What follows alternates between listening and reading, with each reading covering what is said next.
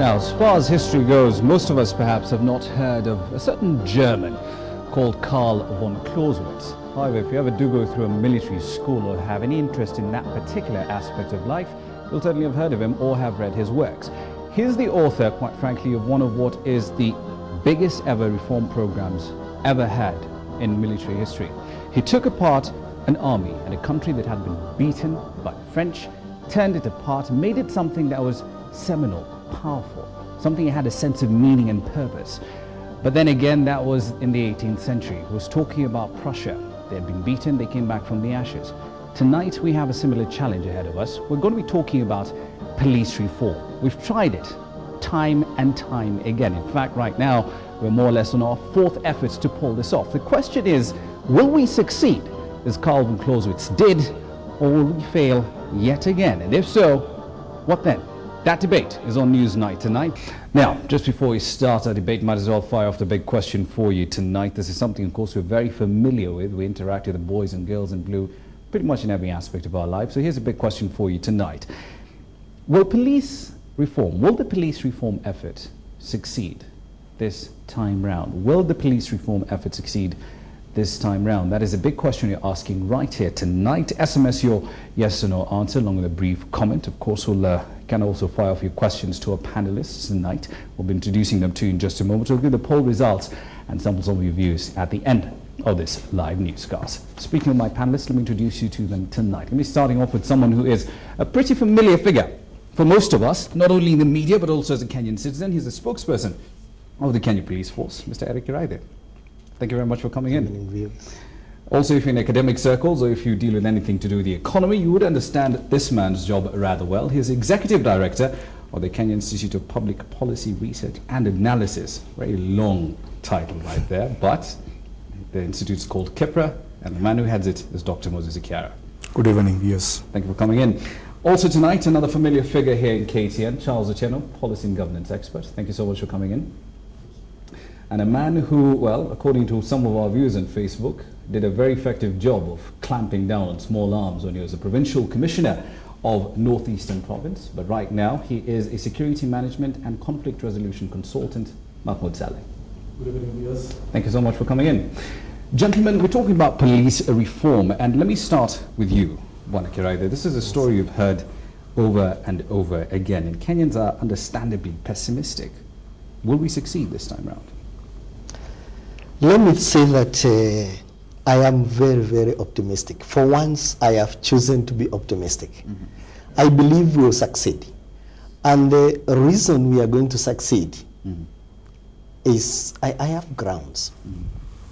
You can see the quality of the committee which was appointed, led by Rantley, and the quality of the report they have given. And the committee report again has agreed with 90% of what they recommended. Basically, let's say that everything will need panel beating, but this one is a good report. So on the basis of it, it's fine. It is a good report. It has the capacity to deliver a huge percentage of the change of the reforms we want. All right. Let me put a question to the three of you, since you were more or less part of the Ransley team. Let's start with you, Dr. Kiara. Most people would look at the implementation team set up to handle the recommendations of the Ransley report and say 2 years is a very short time in which you say you want to overhaul the Kenya Police Force into the Kenya Police Service, and not just that, to make it effective, accountable, professional, and so on and so forth. 2 years. Is that a misnomer, perhaps, on the part of Kenyans? Okay, actually, the 2 years is not for bringing all the results we want from the to complete all the reforms and to to see outcomes and good security outcomes and all that. The 2 years is the period we think we need to do the registration and to set up the institutions that will didn't deliver the reforms. We are talking about the Police Service Commission, that's one of them. We are talking about the IPOA, that's the Independent Police Oversight Authority. Now, the committee, the implementation committee that will be there for 2 years, actually it has been given 1 year, but there's a possibility of extending the term, is basically to actually set in motion the implementation, make sure those institutions are on board, do the initial interventions that will be able to, bring on board the doubting Thomases, people to see that actually there's seriousness. And then from there, once the reforms have really started off, and then they can be continued by those institutions. Right. Yes. Charles, let me come to you.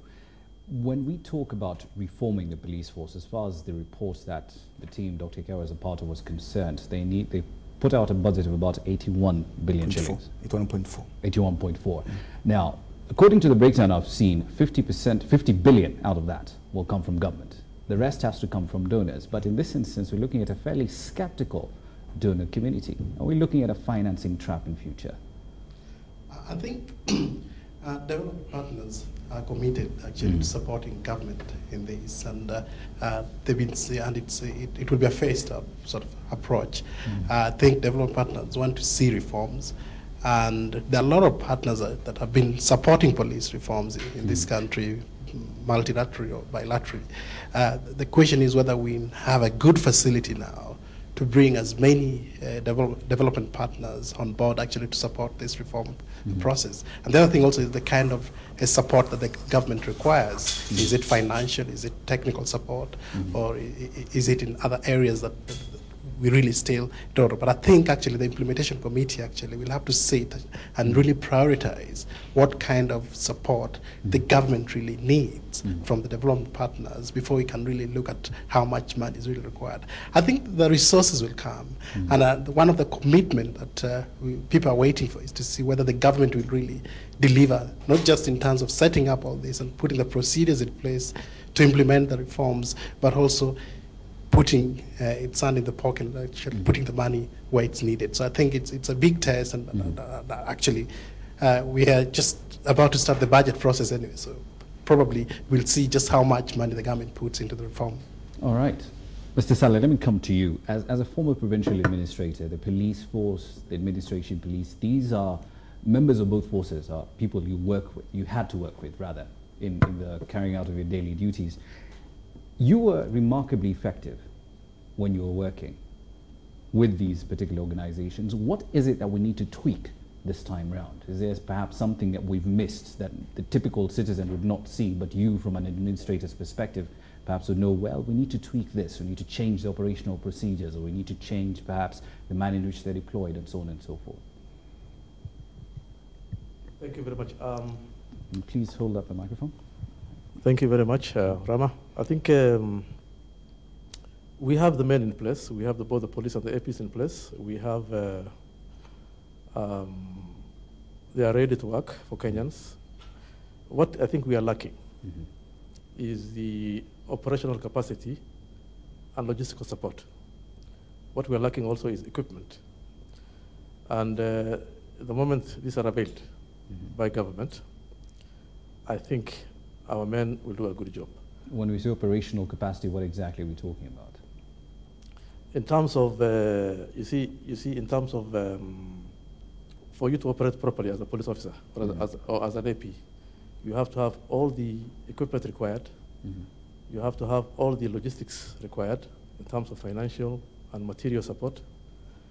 You have to have the morale of the men on the ground and the women on the ground in place, so they can be able to work effectively. That's what I mean by operational capacity.